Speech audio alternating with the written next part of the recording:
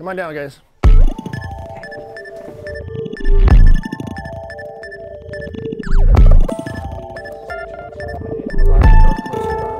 So what I do is I put stuff on quarantine.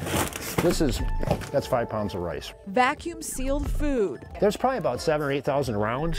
Protection. Naturally you want something that's charcoal filter or something like that. That's real big for radiation and stuff. They are the basics for those who identify themselves as preppers. Fox 17 was given exclusive access inside a West Michigan family's bunker-like basement. They asked us not to identify them in case their worst fears become reality. Meet Don, husband, father of 6, carpenter, and ex-Air Force man. Some people just don't want to hear it because, everybody wants to think that, everything is all good. And I think everything is good, but I want to know that if something does happen, we're okay. The term prepper went mainstream after being the focus of popular National Geographic reality show Doomsday Preppers. Don admits he loves the extremeness, but in reality, it's less drama but dedication. Why do you prep? Those kids upstairs, I have a family. The heart of his prepping is here, a bunker-like space in the basement known as the store. He's stockpiled enough for loved ones to live off of it for at least a year. You'll find endless supplies, frozen water, bottled water, liters, canned goods, tuna, fruit, noodles, flour, a massive pantry. It stays real good. I want to make sure it stays pretty firm because if it doesn't, it's losing air. So that's why we put it in quarantine. Toiletries and toilet paper, medicine, a military surgical kit, walkie-talkies, garden seeds, gas masks, and plenty of guns and ammo. There's probably about 7,000 or 8,000 rounds. I've got mostly, about 5,000 rounds for my 22. Organized and full of information, he buys everything on sale and has already invested thousands. So what is he preparing for?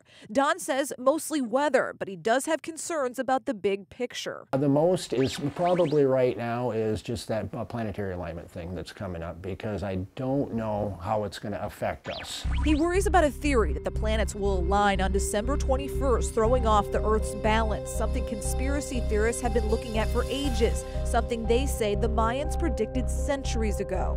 Theories aside, recent disasters like Superstorm Sandy and the harsh Michigan winters are enough for him to stay committed to prepping. They think we're crazy. People do because they're going, they look at life differently. I look at life like I say, once again, I'd rather be proactive than reactive. He's not the only one.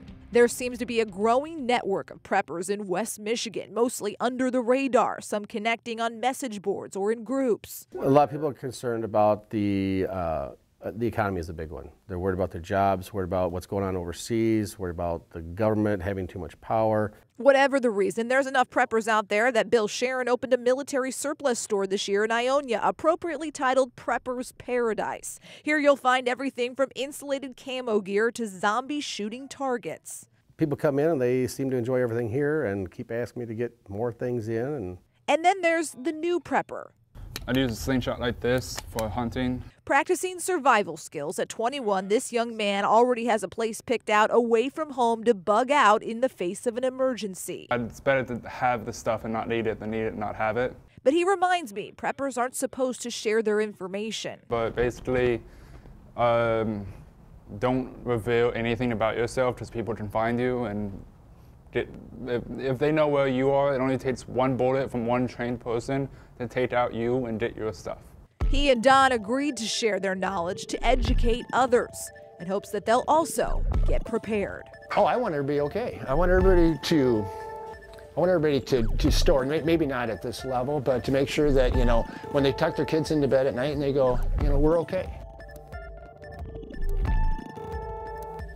To get prepared, FEMA and the Red Cross recommend every family has at least a 2-week supply of food and water and a basic medical kit. In the studio, Lindsay, Fox 17 News.